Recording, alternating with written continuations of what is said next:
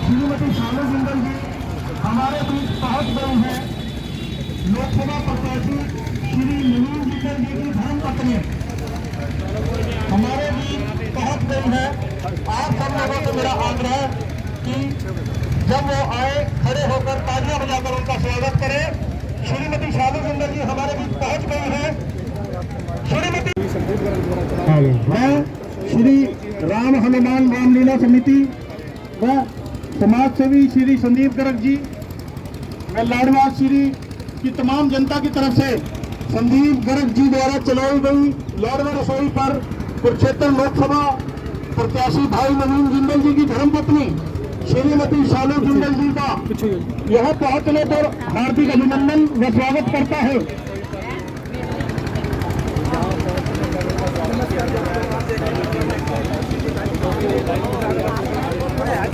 मैं आप सब लोगों को बताना चाहता हूं कि लाडवा रसोई काफी समय से यहाँ पर कार्यरत है। समाज सेवी संदीप गर्ग जी की तरफ से यह पुण्य का कार्य किया जा रहा है।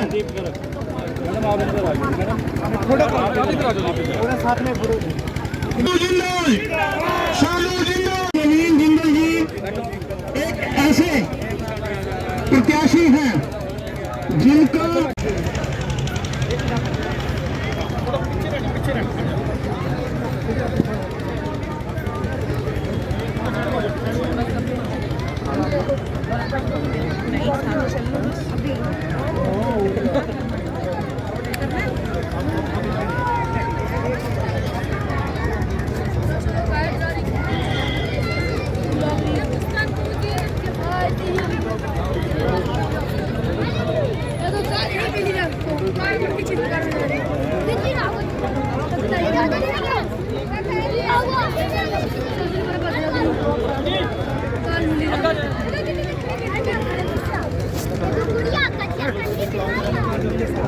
बहन शालू जिंदल जिंदाबाद, संदीप जिंदल जिंदाबाद, संदीप गर्ग जिंदाबाद, भाई संदीप गर्ग ममता सैनी जिंदाबाद, समाज सेवी संदीप गर्ग जिंदाबाद, संदीप गर्ग जिंदाबाद। काम तो नहीं होने बाहर आवेंगे, बाहर लेंगे, बढ़िया आज ये चीज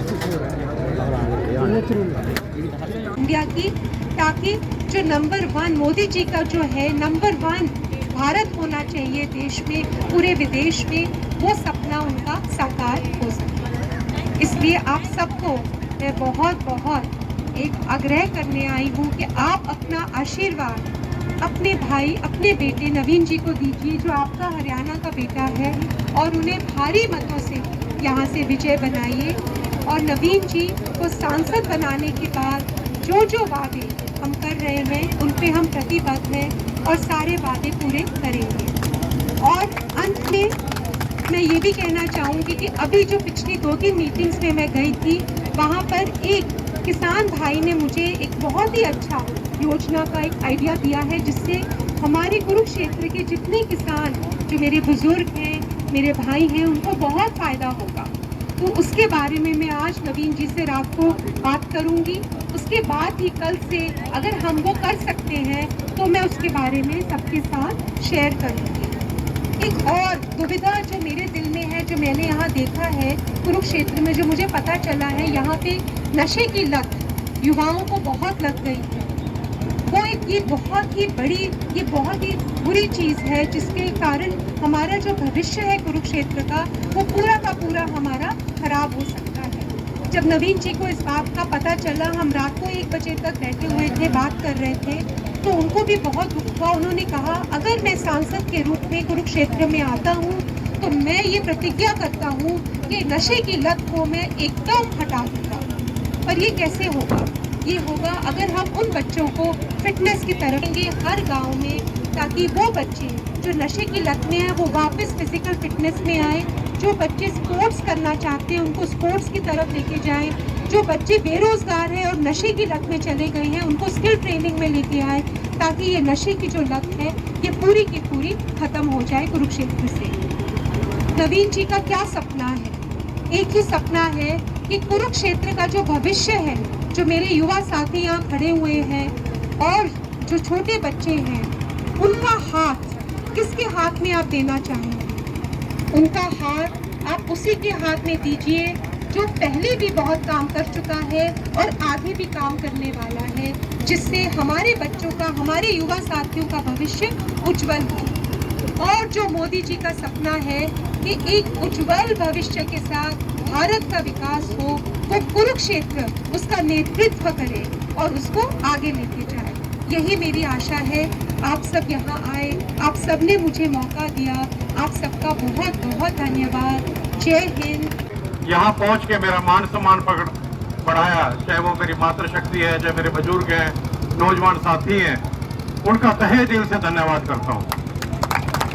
मैं शालू जिंदल जी को थोड़ा सा बताना चाहता हूँ कि इस तरीके की कुरुक्षेत्र लोकसभा में 6 रसोइयाँ चल रही हैं, जहाँ पर डेली 4000 से ज्यादा जो है लोग 5 रुपए में भरपेट भोजन कर रहे हैं अभी। और ये अपने आप में विश्व के अंदर पहली रसोई है जिसमें 365 के 365 दिन खाना दिया जाता है, चाहे वो होली का त्योहार हो, चाहे दिवाली का त्योहार हो, किसी भी प्रकार की कोई छुट्टी नहीं है। जहां भी कोई रसोइयां चल रही हैं, वहां पर आपने देखा होगा कि सैटरडे संडे की छुट्टी है या कोई तीज त्योहार की छुट्टी है। तो मैंने जब नेट पे ये सारा सर्च मारा तो पता लगा कि 365 दिन जो रसोई चल रही है वो सिर्फ यहाँ हमारी 6 रसोइयां चल रही है।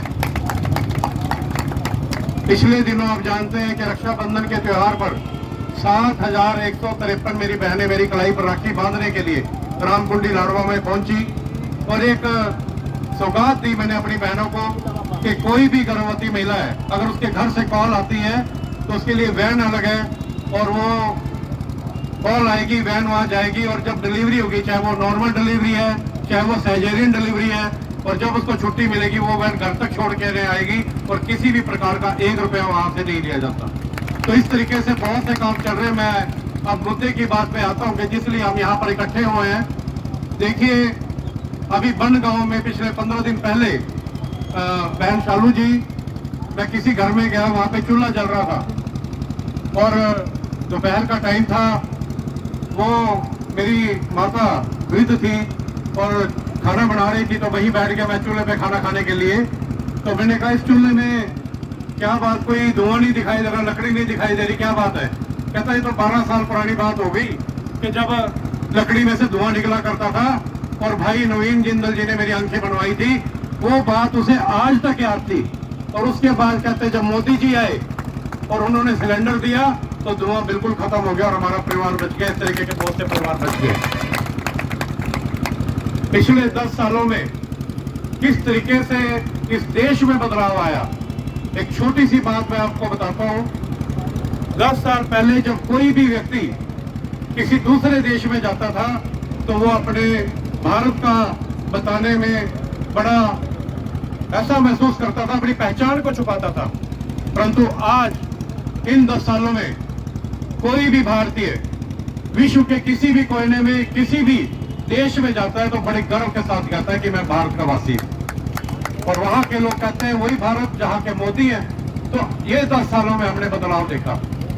अभी आपने 22 जनवरी को जब रामलला जी के प्राण प्रतिष्ठा